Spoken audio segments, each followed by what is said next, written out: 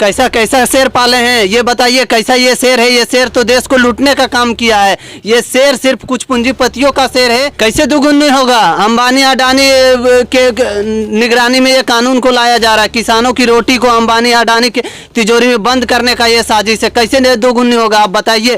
प्रधानमंत्री जी को तुरंत इस्तीफा देना चाहिए और 24 घंटे के अंदर पूरे देश में चुनाव कराना चाहिए। 10 शेर लाएंगे, कैसे लाएंगे 10 शेर? आप कहां से लाएंगे? आप उनको तो जन्मदिन की बधाई देते हैं, बिरयानी खाते हैं वहां जाकर। आरएसएस के कानून पे ये काम करना चाह रही है भाजपा सरकार, जो इस देश की जनता कतई बर्दाश्त नहीं करेगी। भाजपा सरकार को उखाड़ के फेंक देगी।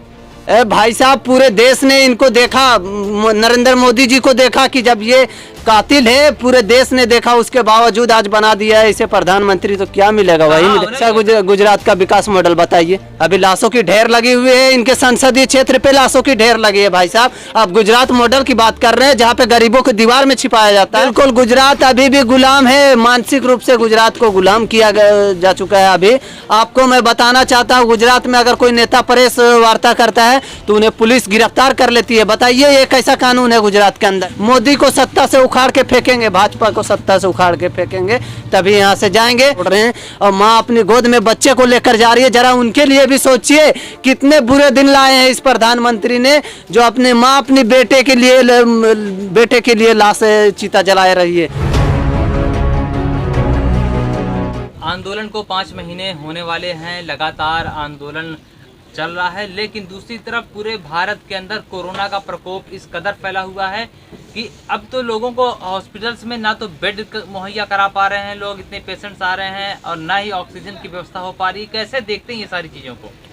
देखिए, ये कोरोना का जो प्रकोप इस देश के अंदर पूरी फैला हुआ है, इसमें मोदी सरकार का ही हाथ है। आप याद कीजिए 2019 से पहले मोदी सरकार को जब विश्व के WHO ने वैश्विक महामारी कोरोना को घोषित किया, उस समय नमस्ते ट्रंप प्रोग्राम करवा रहे थे और विदेशों से लाखों पर्यटक बुलाकर प्रोग्राम को दिखवाया गया और उससे कोरोना फैलाई गई। इससे तो मोदी सरकार का ही पूरी हाथ है। मोदी सरकार पूर्ण रूप से सक्षम नहीं है कोरोना को रोकने के लिए। ये सरकार नाकाम सरकार है। ये सरकार इस देश के लोगों को नरक में धकेलने का काम किया है। आज देखिए, पर डे 3 लाख पेशेंट आ रहे हैं, ये सरकार फिर भी चुप है। आज ये सरकार को कोरोना पे अच्छे काम करने की जरूरत थी, जो सरकार आज नाकाम रह रही है, काम नहीं कर पा रही है कोरोना पे। क्या लगता है, जब पिछले साल जब कोरोना का 1 साल हो चुका है, उस दौरान देश के लोगों से आर्थिक मदद के लिए प्रधानमंत्री ने कहा था, लोगों ने हजारों करोड़ रुपए इस कोरोना काल के लिए पैसे दिए, क्या सरकार ने उन पैसों को इन चीज़ों में खर्च नहीं की, जैसे वैक्सीन के लिए हो, दवाइयों के लिए हो, और तमाम इंजेक्शन के लिए हो, बेड की व्यवस्था करने के लिए हो, या ऑक्सीजन जो बहुत ही इंपॉर्टेंट चीज़ है, ऑक्सीजन के लिए मारामारी है, उन चीज़ों की व्यवस्था क्या सरकार नहीं कर पाई? आखिर वो पैसे कहाँ पे खर्च कर दी?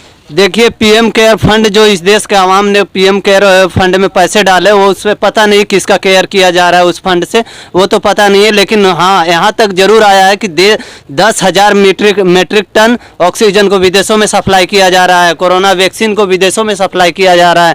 लेकिन इस देश के अंतिम व्यक्ति तक कोरोना वैक्सीन और कोरोना ऑक्सीजन भी पहुँचाने में असफल रही है ये सरकार। इस सरकार के आप काम को देखिए। इस सरकार इतनी निकम्मी सरकार है कि आपके इसके एक भाजपा के मंत्री की बात बताता हूँ।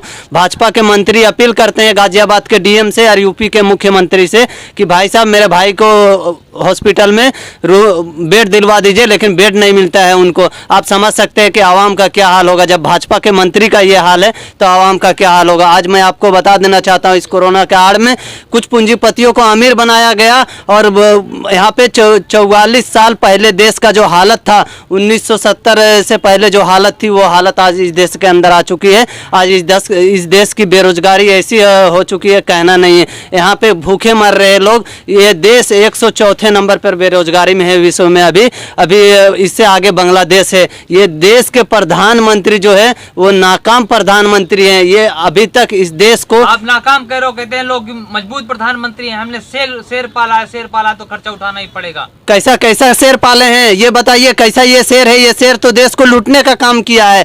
ये शेर सिर्फ कुछ पूंजीपतियों का शेर है। ये आवाम गरीब और 125 करोड़ भारतीयों का शेर नहीं है। ये शेर सिर्फ पूंजीपतियों का ही काम कर रहे। लगातार 2014 के बाद पूंजीपतियों का ही काम किया गया हो, चाहे नोटबंदी हो या GST हो या किसान विरोधी काले कानून हो। अभी कोरोना काल में इतना बड़ा जब GST, नोटबंदी, तमाम जो साहसिक, कहते हैं ये साहसिक कदम प्रधानमंत्री ने उठाए थे, क्या वो देश के हित में नहीं थे क्या? क्या नोटबंदी से आतंकवादी खत्म हुआ? नोटबंदी होने के बाद पुलवामा हमला हुआ, बताइए नोटबंदी से आतंकवादी खत्म हुआ? जीएसटी से मीडियम वर्ग बिजनेसमैन का बढ़ावा हुआ क्या? उससे खत्म कर दिया गया मध्यम वर्ग बिजनेसमैन को, और ये बोलते हैं नोटबंदी और जीएसटी से फायदा हुआ। इसी तरह कृषि विरोधी काले कानून ला रहे हैं, ये किसानों को फायदा दिखा रहे हैं इससे।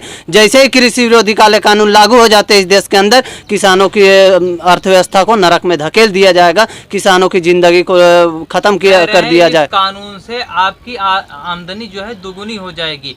एक खुद बीजेपी के उनके उसमें नेता हैं और कहते हैं कि अगर कानून लागू हो जाएंगे तो जल्द से जल्द 2021 में जो प्रधानमंत्री का विजन है कि किसानों की आमदनी को दोगुनी किया जाए, वो इसी से होगा। कैसे दोगुनी होगा? अंबानी अडानी के निगरानी में ये कानून को लाया जा रहा है। किसानों की रोटी को अंबानी अडानी के तिजोरी में बंद करने का ये साजिश है। कैसे दोगुनी होगा आप बताइए? दोगुनी ऐसे होता है क्या कि कुछ पूंजीपतियों के आप निगरानी में कानून लाए दोगुनी होगा? 125 करोड़ भारतीयों के लिए नहीं ला सकते हैं आप, कुछ पूंजीपतियों के लिए ला रहे हैं और बता रहे हैं दोगुनी होगा। इससे पहले नहीं किए हैं क्या? सारे प्राइवेटेशन करते जा रहे हैं, क्या आमदनी दोगुनी हो रही है? क्या वर्कर बढ़ रहे हैं उसमें?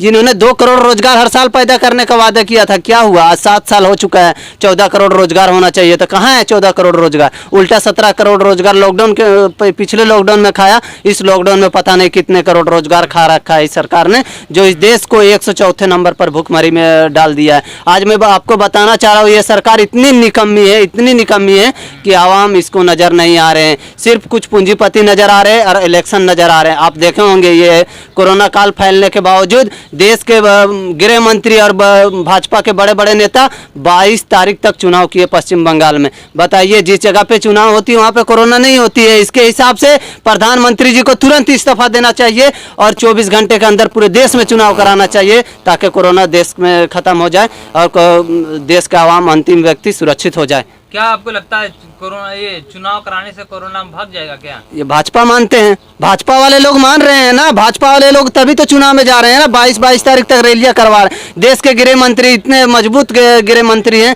वो रैलियों में जाते हैं, 22 तारीख तक कोरोना फैलाते हैं। आज देखिए, आपको याद होगा कि कुंभ का मेला है, उसमें कुंभ के मेले में साधुओं से ऑर्डर लिया जाता है, लेकिन देश के अन्नदाता 70% अन्नदाता दिल्ली के असली दरबार में बैठे हुए हैं, लेकिन इनको ध्यान नहीं दिया जा रहा है। ये लोगों को आज यहाँ पे बैठे हुए कितने दिन हो चुके हैं, इन पे कोई रहम नहीं होती है, और 300 से ज़्यादा किसान बलिदानी दे चुके हैं, लेकिन अभी तक उनकी संतावना भी नहीं आते हैं। और पाकिस्तान के प्रधानमंत्री को बर्थडे की जन्मदिन की बधाई देते हैं इस देश के प्रधानमंत्री, और बोलते हैं 10 सिर लाएंगे। कैसे लाएंगे 10 सिर? आप कहाँ से लाएंगे? आप उनको तो जन्मदिन की बधाई देते हैं, बिरयानी खाते हैं वहाँ जाकर, और बताते हैं कि 10 सिर लाएंगे पाकिस्तान से। कैसे लाना चाहते हैं? आज मैं बताना चाहता हूँ, 1 साल पहले आप याद कीजिए, देश के विपक्ष के नेता श्री राहुल गांधी जी बोला कि कोरोना महामारी ये देश की अर्थव्यवस्था को नरक में धकेलने का काम कर देगी, ये बहुत ही खतरनाक महामारी है। आप इसको समझने की कोशिश कीजिए, लेकिन कुछ मीडिया बंधुओं ने और भाजपा नेताओं ने उनका मजाक उड़ा। आज क्या है देश का हाल आप देखिए।